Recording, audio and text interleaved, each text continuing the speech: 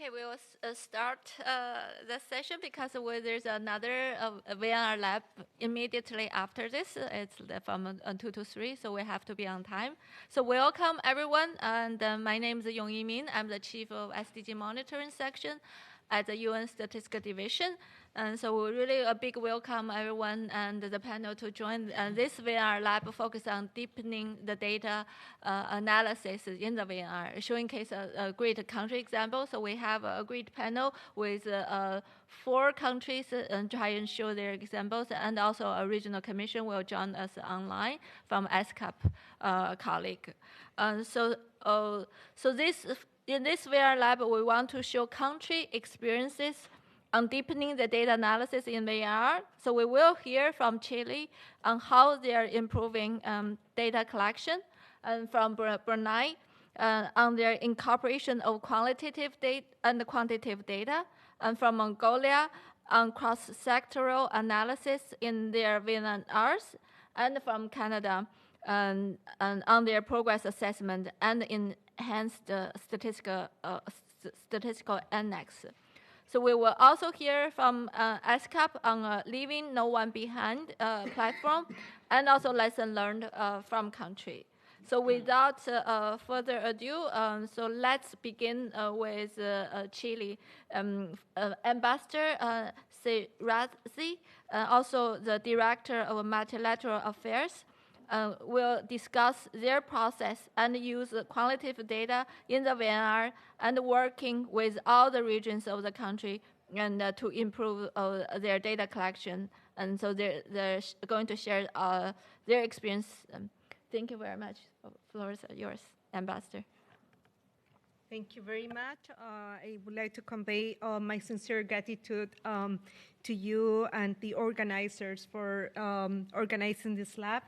Thank you for bringing us together and providing this valuable opportunity to share some of the ideas and experience on such an important topic. First, I would like to highlight an important initiative that we undertook in Chile in 2022, which was to monitor how the COVID-19 pandemic health consequences were having an impact on the SDGs.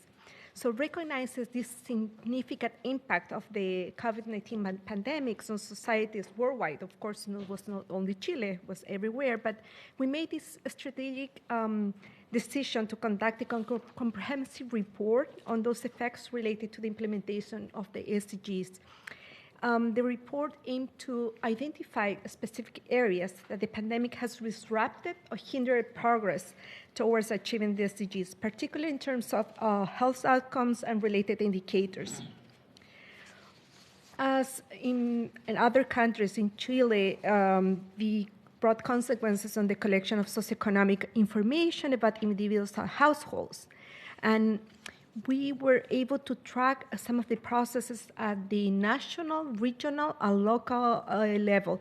This scenario led to the development and implementation of technological changes and improvements in the data collection processes. However, after we finished this process, we uploaded the report, we realized we needed to have a more clear picture, but also to give an important step. And we decided to move into having a strategy for the implementation of the SDGs. And we did something that was quite unique in terms of relating to the previous processes, is that we did a very participatory engagement with every single region in Chile.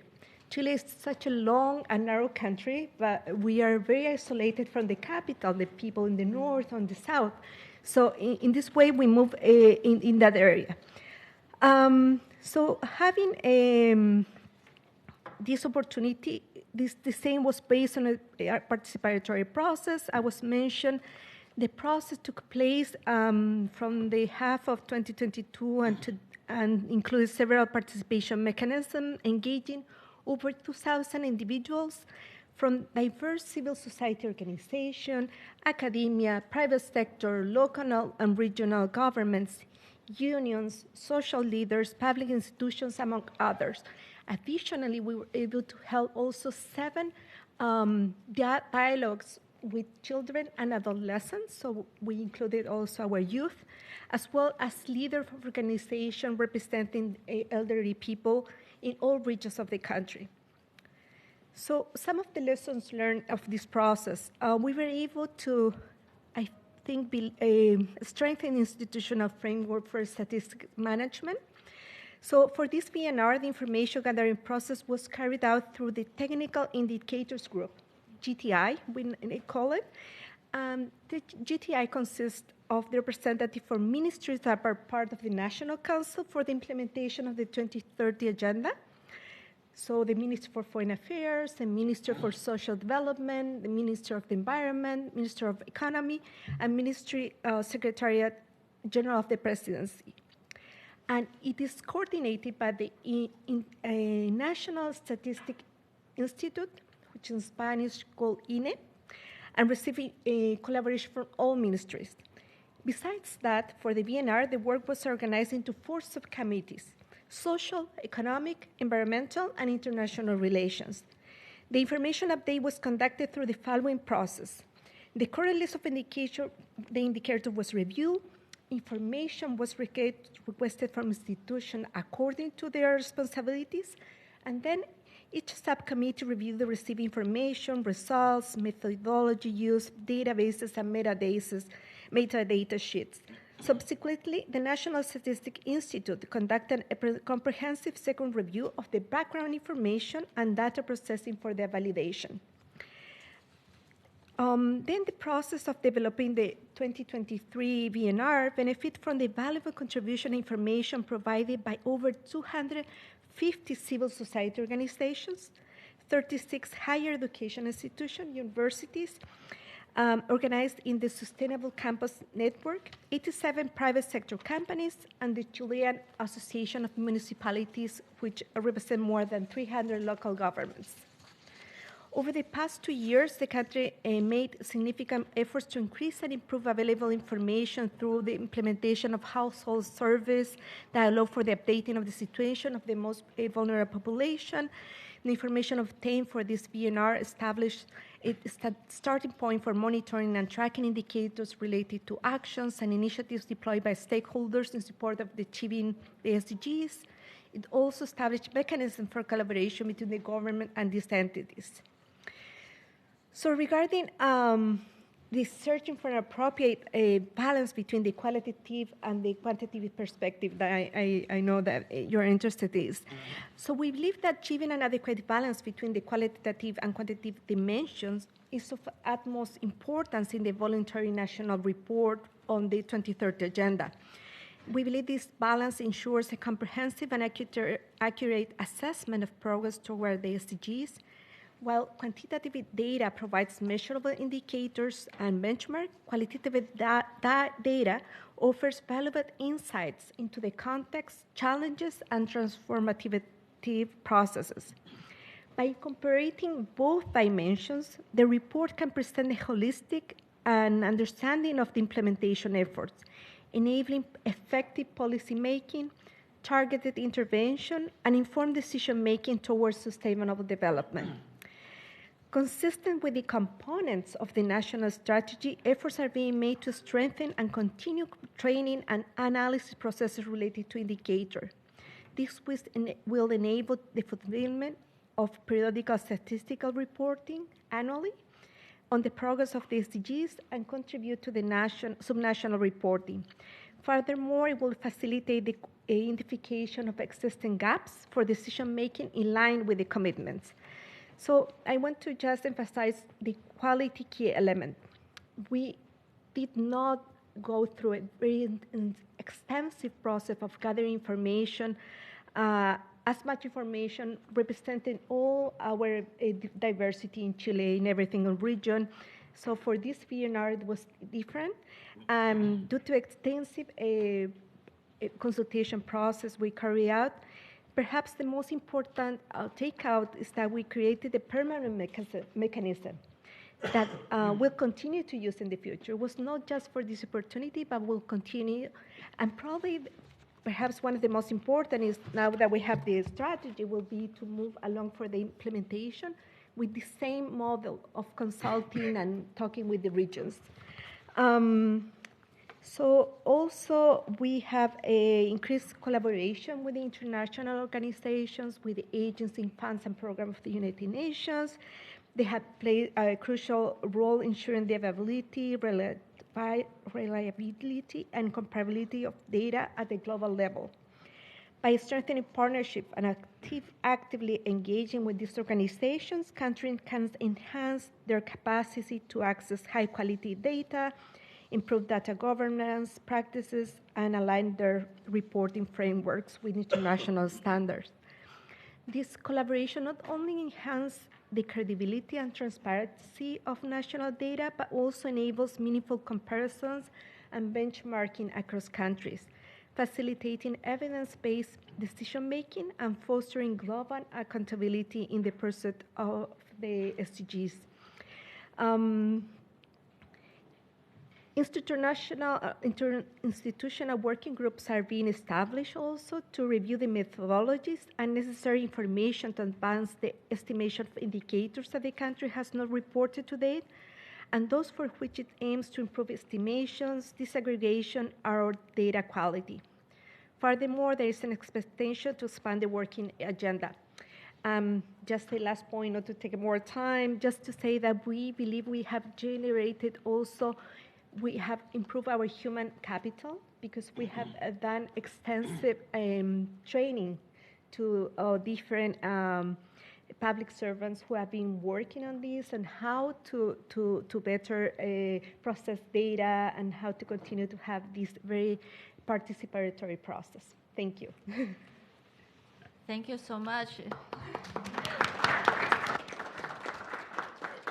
It's really great to hear. This is the process is really consultative, open, and also it's a holistic. And we probably want to learn more from you on how you consult the civil society organization, how to consult the private sector, and maybe later. I think it's a really good lesson and to share with other countries. So we'll probably follow up with some more questions later on.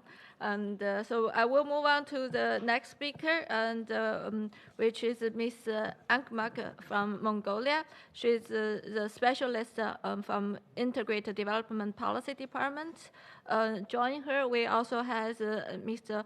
Mangaski, and who is the director of Social Development Policy Division, also in the same Integrated Development Policy Department from Minister of Economic and Development, to also help to answer any question. So the floor is yours. Good afternoon, everyone. Does it work? Okay. Thank you for inviting our team and organizing this event. And it's our honor to share our experiences with you all today. And first, Mongolia is presenting our VNR for the second time this year. We introduced our first VNR in 2019. And during that time, we couldn't focus on the data-proven facts due to the lack of data analysis. So, as well as the lack of indicators and targets. And this year, we tried to improve this, overcome these challenges, and improve our data-proven facts. And this year, we expanded our data analysis by 3 different analyses. The first one is we identified our nationalized SDG indicators and its targets by 2025 and 2030. And by identifying this framework, we had the opportunity to assess the overall SDG progress with the help of United Nations SCAP SDG tracker. As a result, we determined our implementation status as 15 goals in progress to achieve their targets and 1 goal with the reverse implementation status within the 16 goals that are nationalized in Mongolia. And secondly, we used the leaving no one behind analysis methodology recommended by the UNESCAP. And this methodology allows us to identify and address the groups that are farthest from development. And through this analysis, we revealed the inequality in access to basic social services, emphasizing the need to address these disparities. To conduct the Illunobe analysis, we relied on a nationally representative survey database. By using the data collected by the National Statistics Office in 2018 and 2021. We were able to compare, by using different databases in different years, we were able to compare access inequality over time and identifying trends and trends. As a result, households and populations in rural areas with the low standard of living were identified more vulnerable and at risk of being left behind, especially men living in rural areas with low education levels. We first identified farthest behind groups of development in our first VNR in 2019, but as I mentioned before, the first report couldn't focus on the data-prone impacts, so the groups at risk of being left behind were identified the results of multi-stakeholder discussions at all levels. This year, we mixed the qualitative and quantitative approaches to identify the parts behind groups from development, and the multi-stakeholder discussions and focus group discussions at all levels more into validating the results of quantitative analysis from the multiple perspectives. Finally, the third analysis was on the development gap between the rural areas. From the report writing and its content side, this year we followed our first VNR experience, and one of the characteristics of our VNRs is having a specific chapter on the issues that hinder in the overall development with a focus on sustainable development goals. And when we deep dive into the chapter, we get the opportunity to use another analysis focusing on the issue, which makes our report more broad-ranged and analytical. In this sense, we try to connect the urban and rural development gap with the leave no one behind principle, with the aim of having a look at how living in rural areas, apart from services, makes them vulnerable and left behind development through inequality of opportunity.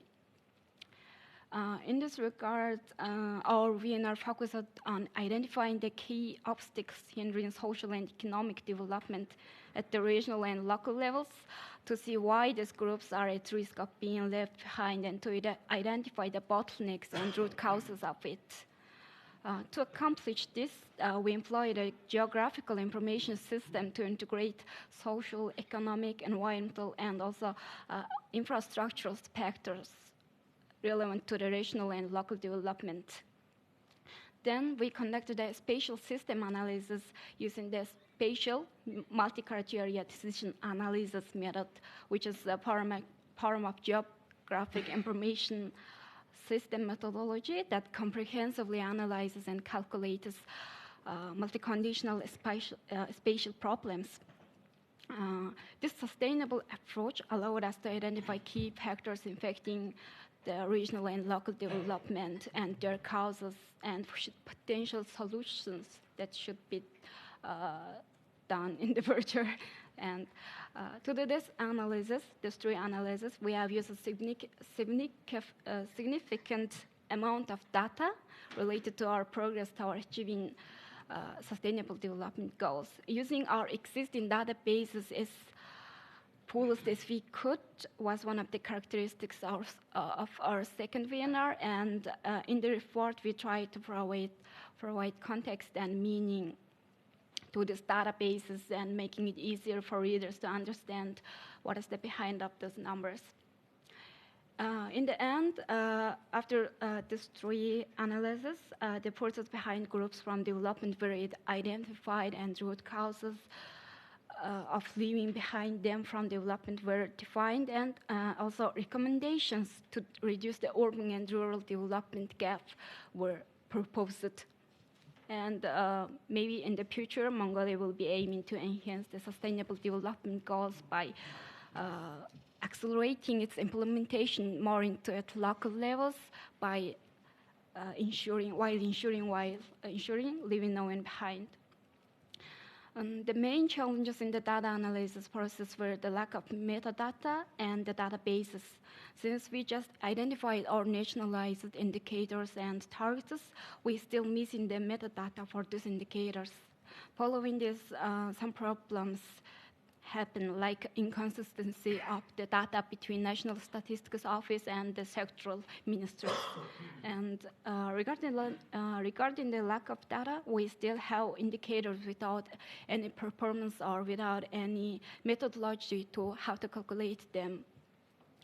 Besides this, also the data time frequency was large in the data gap. For example, our main indicators data comes from the social indicators sample survey, which conducts every 5 years, and which will be conducted this year in 2023. So not a small percentage of the indicator was assessed with the data from 2018. So it's important to consider the time frequency of our biggest databases before planning the VNR reports. Thank you.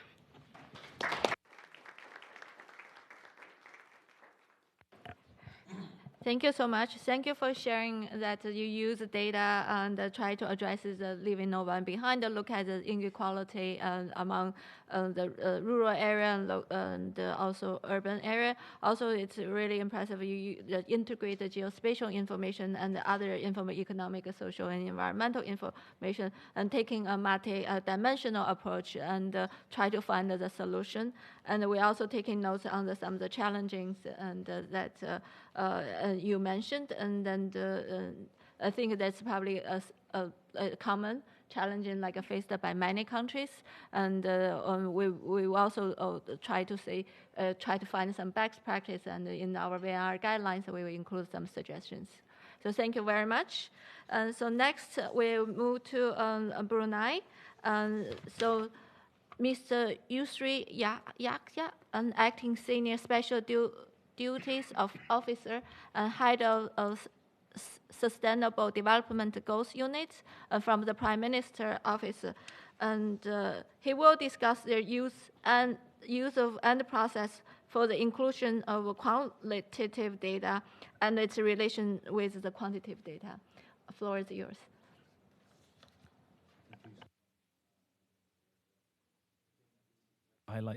Apologize of my voice. It's a bit husky today, so I hope I can deliver my remarks really clear today. But anyways, thank you so much for the invitation to be the one of the presenters today. And I have to agree with the Madam Moderator just now. After hearing presentation from Chile and also colleagues from Mongolia, I heard a lot of commonalities in terms of the approach and also the challenges. But let me share with you our humble experience in trying to have this data analysis in our second VNR. It's basically our inspiration to have this evidence-based progress, SDG progress. Now, leading towards that, we had to strengthen the SDG data ecosystem and also in enabling environment so that we can have this evidence-based progress. So I'll share with you two basically things that we try to pursue for this second VNR. The first one is trying to find the right ingredients. It's basically the data. So institutionally, a technical working group was created to run this whole of government process, gathering the data needed, making sure it is available, and also reliable for us to have this evidence-based progress. So we held rounds of consultation with different agencies who is accountable to this SDG indicators. We learn a lot from them. And also we heard a lot of challenges different challenges, but cross-cutting challenges. It's basically capacity to produce the data. Now, another approach that we try to implement is what are the tools for us to use and measuring SDG progress. We didn't want to reinvent the wheel, so we work with SCAP because they have this SDG tracker tool. It's a very valuable tool for us because it's a system that where you key in all this data and then it produce what kind where you are in implementing SDGs, and that is what we want. It's the evidence base, what to measure where we are. So that was our process in the simplest way that I can share. It worked for us, but we still need improvement, especially sourcing out the data. And of course, we want to have as much as possible national data to be incorporated. But so far, we found out we only have 36 indicators with national data. Now, to find the remaining data for the other indicators that is strategically important for Brunei, we utilized the global data because we know that the UN agencies produce their own data modeling about SDG progress for Brunei. So we try to utilize that, whilst nationally we try to strengthen our data availability. So the production, overall, the data production needs investment. It needs time to strengthen the capacity to produce it. And also, it needs certain level of awareness as well across the agencies on the value of those indicators, because we did some alignment as well between SDG indicators as well as national indicators. There are indicators that has yet to be, I would say, married together with the national. So we need to have that awareness on that, the value of those SDG indicators. So with the limitation that we have, we still were able to have that evidence-based progress through the national SDG tracker. But it is still quite partial picture of where Brunei is. So this is where the qualitative information comes in. We used qualitative data. The first one is to validate where Brunei is currently using the tracker tool. Secondly, as I said, some of the indicators we don't have data, and also some of the indicators are not yet, in a sense, some of the national indicators are quite different than SDG indicators. So with our qualitative information, we try to justify what kind of sustainable development matters for Brunei. Let me give an example, like goal 6, access to water for Brunei is 100%. But what matters for us is the quality of water and also water security. So that kind of information infused into that our data analysis as well.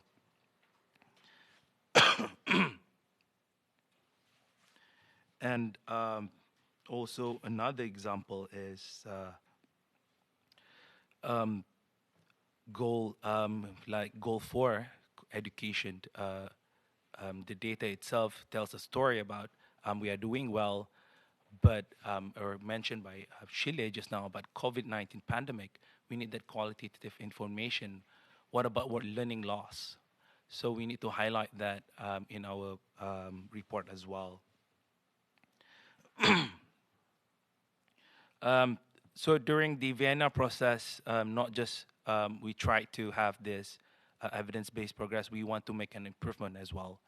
So in parallel, we organize stakeholder engagement through SDG data statistic workshop, working with the SCAP, and as well as United Nations Resident Coordinator Office, trying to find what are the challenges that we can address holistically, as well as what are the low-hanging fruits that we can explore. So we had a good discussion there, where we found out there are low-hanging fruits. For example, trying to improve our household survey or labor force survey to get as much as data that we can for SDG indicators. And it also created the awareness that we wanted to on the value of SDG indicators to measure sustainable development in Brunei. So all in all, just looking ahead, we we feel that also validated by experience from Chile and also Mongolia, we are going to explore creative approach involving different stakeholders, including private sector, academic institution, where they can support in trying to improve data availability. Because we already actually, most of these stakeholders already approach us, coming to us saying, we want to help in improving our data availability so that we can have this more comprehensive SDG progress. So we're really optimistic after this post-VNR to strengthen further SDG data. So with that, I conclude my presentation. Thank you.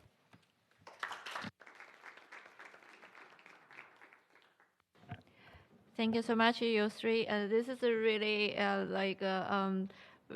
very good example that you recognize the country need to build capacity. I hear a lot of commonality from the other three speakers talk about stakeholder engagement, talk about working together with the UN agency, with the country team. So this is probably a lesson learned for all moving forward, and also try to get new data sources from private sector, academia, and also engage with civil society organizations. So thank you very much for sharing your knowledge.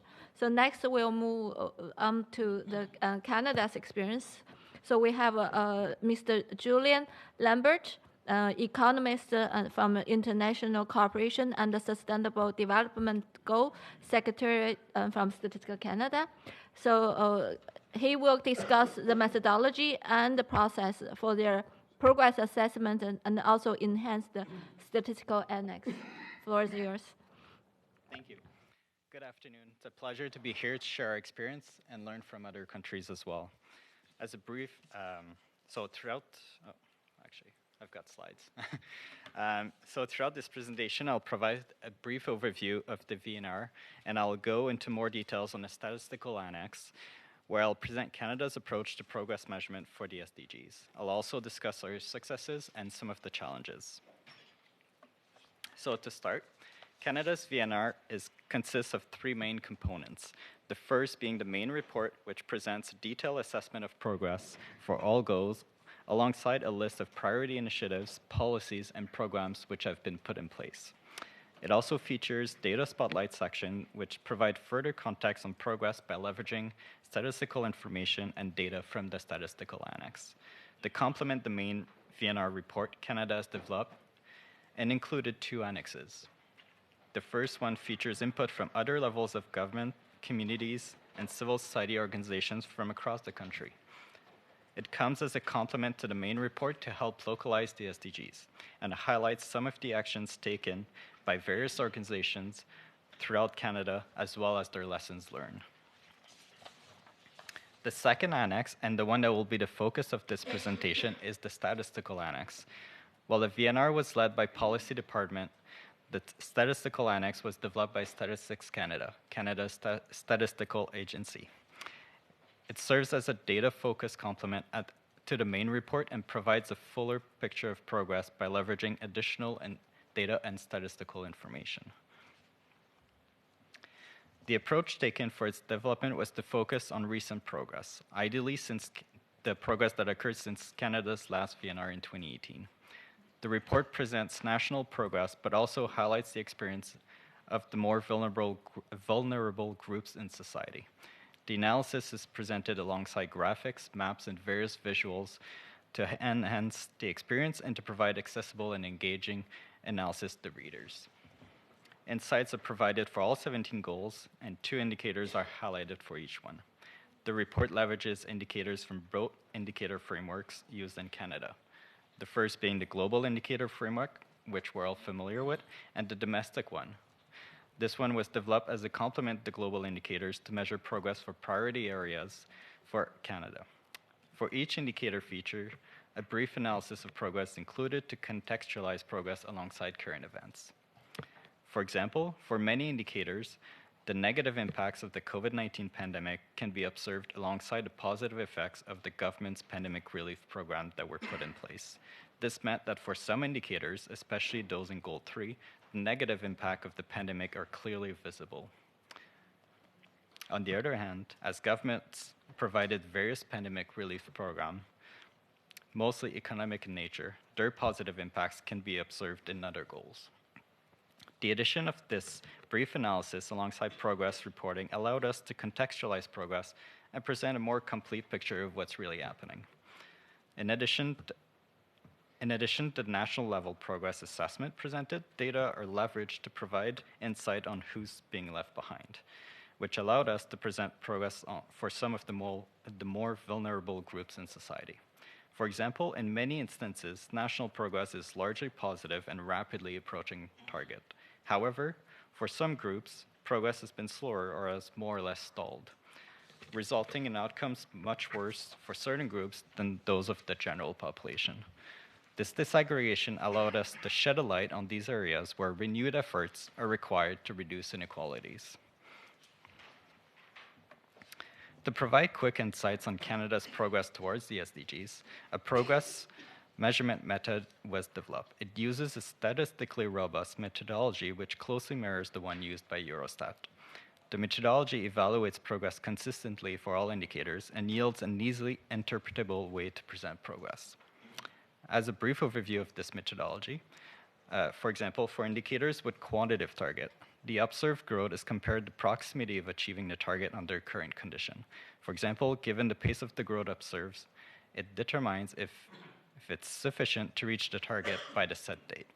As some of the indicators in the domestic framework do not have quantitative target, this posed a challenge. So for those, this series evaluated on the apparent trend of the data, and the trend is assessed on whether it is going in the desired direction or not. For example, if declining trend is desired, the progress will be evaluated on whether the trend is declining and how fast it is. And then a progress score is calculated for each of these indicators, which then aligns with a progress status visualized simply by one of 5 indicators. So as we see on the screen, these icons provide an intuitive way to understand if the progress is progressing positively, deteriorating, or whether it has already achieved its target. So for example, starting at the top, we have target achieve, and all the way at the bottom, we have a deteriorating trend. And for the middle, we have the indicators or the icons for indicators that would be on track to achieve the target, the ones that some progress has been made, but an acceleration is needed to meet the ambition, and those that have shown very little progress.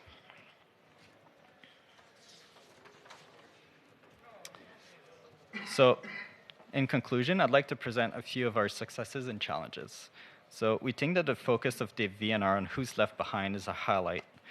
It provided more context on Canada's progress and ensured the report highlighted areas where renewed efforts are required to ensure equitable progress. The brief analysis featured throughout the report contextualized progress alongside current events. This was especially necessary as the COVID-19 pandemic had widespread societal impacts while bringing unusual government relief programs which directly influence progress on many indicators. And as they wound down, so did their impacts.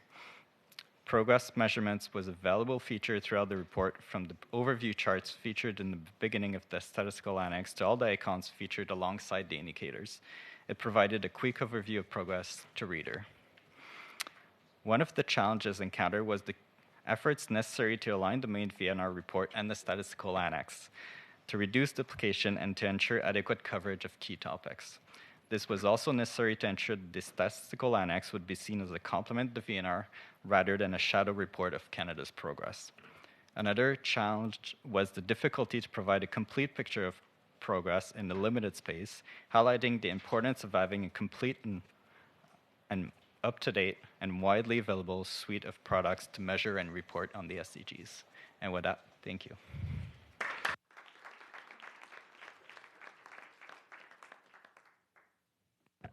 Thank you so much, Julian, to share your experience on how Canadian conducted the statistical annex for the VNR report and how you do make the assessment more visually and so easy to understand for the general public.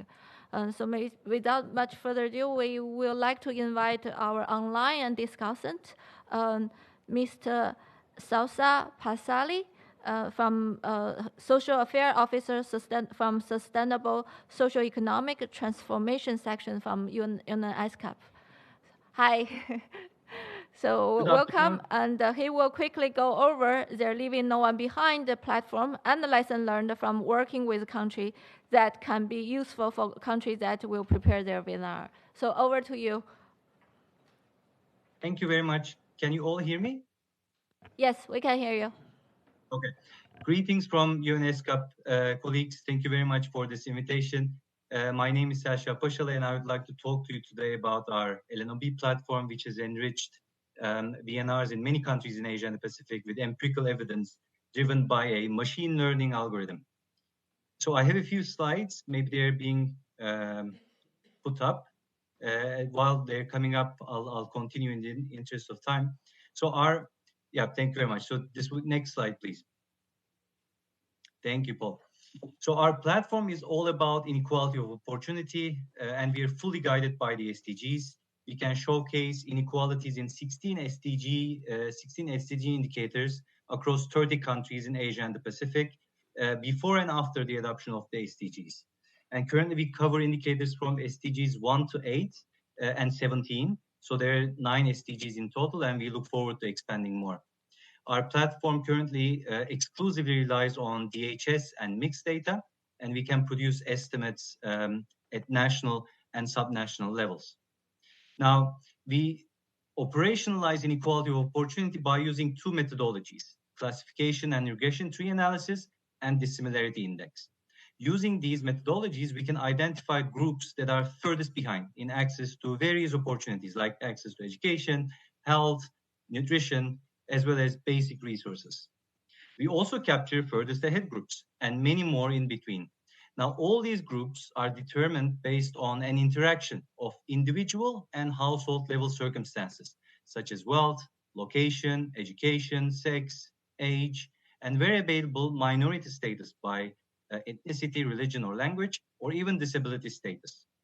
So with such granular data and results, governments can easily identify whom to prioritize across different SDGs, because let's face it, they're not always the same groups in different SDGs. Since data is available for many countries over multiple years, thankfully, we can also show how inequality of opportunity is evolving, is changing over time.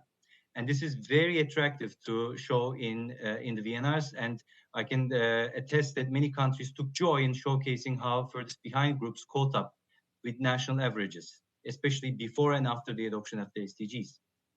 Next slide, please. So here's our platform. Of course, there's no time to go in there, but let me just advertise a bit that this is lnob.unescap.org. We hope you will visit it and check out the SDGs you're interested in for your country at a particular year.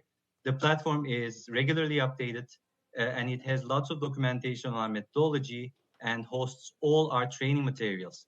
And we are very happy to share our open source code should you consider embarking on LNOB analysis on your own. Next slide, please. I would like to also show 2 visual examples of how countries can embed LNOB evidence in their VNRs. On the left, you see what we call an LNOB tree, where you can do a national level segregation. Here, the example is Cambodia, access to clean fuels, showing who's furthest behind and who's furthest ahead in access to this SDG 7. We also, on the right, can show performance on this SDG province by province. Again, the case of Cambodia is used. So you can identify the hot zones, the vulnerable zones. We have many more visualizations on inequality of opportunity, including results coming from our dissimilarity index. You would see all these on our website. Next slide, please. Let me just conclude with 3 lessons learned based on our experience in the past year, where we extended technical assistance to all VNR countries in our region with available data. There were a few we had to miss because of lack of data. First, in our experience, starting early was critical, especially for accessing data for countries where DHS or mix was not up to date. Mongolia is a case in example. Their mix was quite old, so we moved ahead and used household socioeconomic survey in Mongolia. Similarly, we used household income and expenditure surveys in the Maldives and in Cambodia, just to give more up-to-date results and to have more time to showcase progress in closing gaps. We were even offered census data from Timor-Leste and the Maldives, but they were not finalized within the VNR deadlines. And I noticed also Brunei is there. We really looked forward to working with Brunei on the labor force survey, but again, it was not available within the VNR deadlines. But we can work with any micro data, be it at individual level, household level, or firm level even.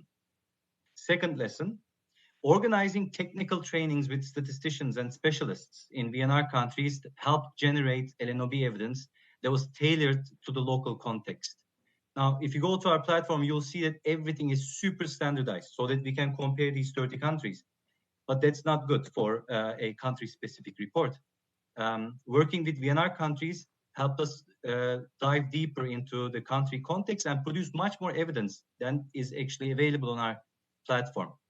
Mongolia, Fiji, Turkmenistan, these 3 countries come to mind immediately, where we held trainings for among the 2023 VNR countries. And I'm very happy to see Enkong there from Mongolia, who joined our technical training last November. By our standards, she is an LNOB expert. Third lesson is about collaboration and these innovative partnerships, particularly with the RCOs, NSOs, and the ministries leading the VNR processes. These really help us exceed expectations, our own expectations. These partnerships helped us access latest data and understand the particular needs of VNR drafting teams so that we could serve them better. We also saw value in producing targeted, tailored knowledge products like VNR LNOB briefs or country briefs and shared with the drafters ahead of time so that they have sufficient time to review, consolidate. And then we were always with them at every step of the way to mainstream this information throughout their report.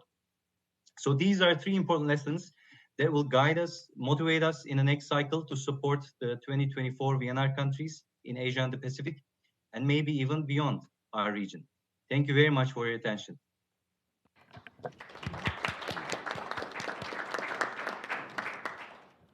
Thank you so much for joining us so late at night for your time. And this is a very important a platform, and more impressively, it's open source. So it's not that the country in the Asian Pacific can use it. I think it's also probably useful for other countries in other regions. So thank you so much for sharing this great platform and the resources with our countries.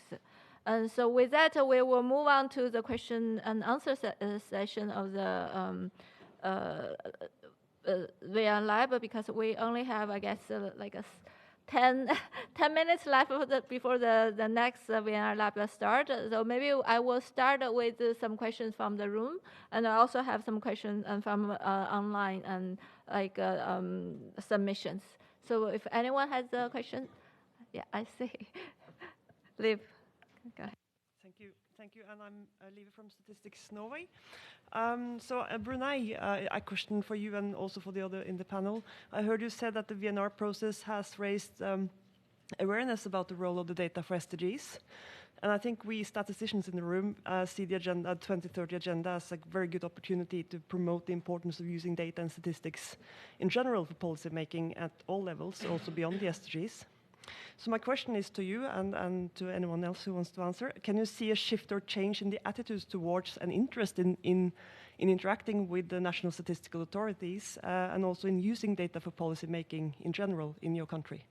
Thank you. I will collect a few more questions if there's any. Okay, maybe I will. Yeah, yes, sorry. The name is Bertin Mguni, Statistics Botswana. Just two questions. The first for you, Yongi. I take it that those presentations that have been made will be shared. All right.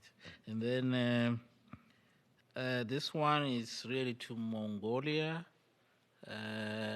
You talked about spatial system analysis. I just wanted to find out if that is some form of software package that is used for that, or perhaps it's just, you take the data and then you analyze it using special approaches. Thank you very much. Okay, thank you. That question is easy to answer for me because we will make the recording available on this VNR Lab website. So you'll find other resources. We'll probably also solicit some additional information resources from the panelists. So maybe I will give the floor to Mr. Yusri to answer the first question first.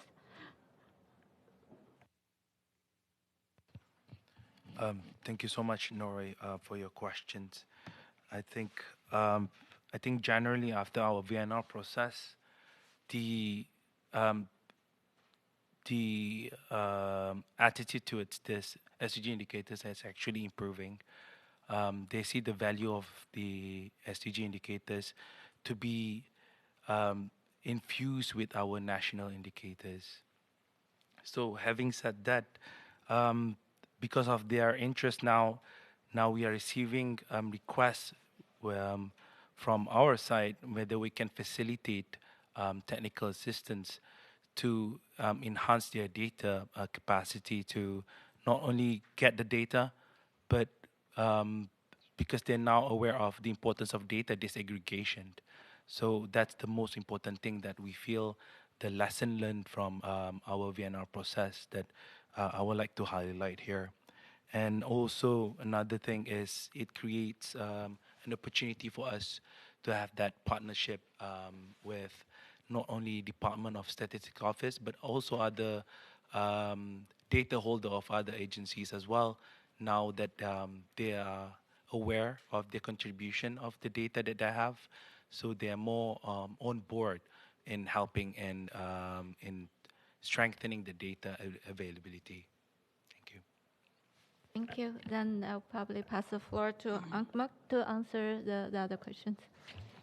Yeah, it's an online software program, I guess, and it's a process that transforms and combines geographical data with the social and economic data and to solve spatial problems.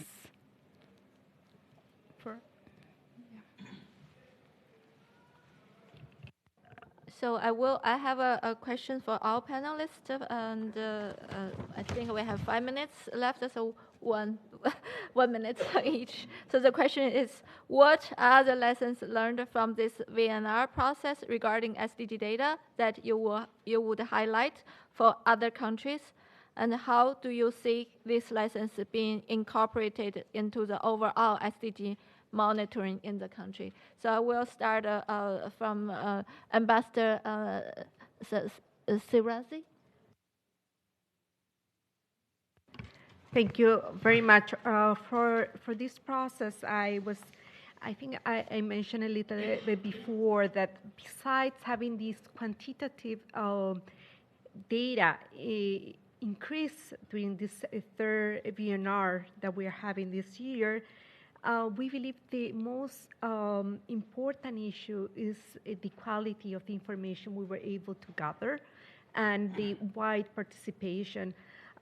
For those that perhaps didn't arrive so early, I was mentioning that for the first time in the 16 regions in Chile, we had a participatory process where not only just the government, local, regional, national government participated, but at this time, several civil society organizations representing different groups, including people with disability, indigenous people, unions, the private sector, academia, etc. So we believe the most important issue for us and for the future is that we created a mechanism that will continue in the time. Thank you. You want to add? You want to add something? I just totally agree with my boss. But no, I would say that doing that, we were able to increase diversify the sources to collect data, having this huge approach, wild approach to collect data and have a participatory process. Just that. Thank you. Thank you. It's very important that I think the data ecosystem expanding, so we need to include all stakeholders. That's very important. So maybe I'll just pass it to you three, because then I'll move to my left side. I think lesson learned, it's 3 lesson learned. The first one is we need more data, data disaggregation, you name it, to have that analysis of leaving no one behind analysis. Second one is we need more alignment between SDG and also our national strategic plan, so that we can more harmonized kind of implementation. And the third one is we need more partnership. As mentioned earlier on, we need this creative approach to get more data. All in all, it's not just about SDG monitoring, but we are feeling the positive impact already from data, where people already, because right now our analysis is we advocate transparency, so that all the national progress has been displayed in our SDG website. So it's actually helpful for all stakeholders. Now they know where Brunei, the country, is. They feel like they want to contribute, especially in Goal 12 right now. For Brunei, it's regressing. So it's actually calling out a lot of SDG actions. So that's the most vital lesson learned that we gathered from the second VNR. Thank you. Thank you. So I'll move to my left side. I will start with NCAP. Okay. So can you? Yeah. Share? I could say 2 things. First one is the identifying the nationalized SDG indicators was the biggest input to the SDG monitoring process, because when we identify in this framework, we aligned it to the medium-term national policy, which allows. By aligning this, we had the opportunity to implement SDGs through the national policy, through the national medium and short-term policies. Before this, we don't have any legal and policy environment for the SDGs. So the second one is it's crucial to have a comprehensive metadata for all the nationalized indicators by integrating all the available data sources, including administrative data, official statistical data, and sectoral data, and also, as well as the custodian agencies data. Thank you. I would like to invite Ms. Mangowski to add a few more. I'm just doing one thing. Is that we are using a lot of methods, especially in this time. But there's which method using when and which part? This is the important thing. For our case, we are choosing the main our analyzing sector is that urban and rural differences. Then we are uses the LNOB analysis. What kind of the people might be leave behind the development. Then we are using CGA models. Have to effect to them like this. Thank you very much. Thank you very much. And last but not least, Julian. Thank you. So a couple recommendations, I guess, is start early. It's a long process, and it's a process that really benefits from all the input that you can get along the way. So as much as you can, start early.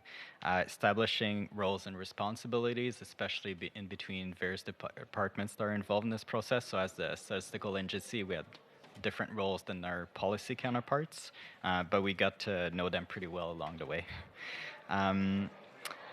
Ensuring adequate communication. So for example, in the progress measurement, ensuring to communicate the methodology that is used, ensuring to communicate anytime it changes from progressing well to not progressing so well. And as a follow-up to that, since it is such a long process, data are being released throughout this process as well, and the story is changing along the way.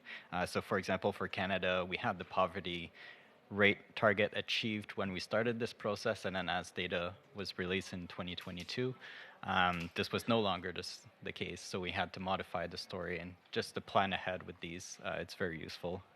Thank you. Thank you so much. I would like to thank all the panelists and all the participants for this is a very interesting and rich discussion. So let's give them a big applause.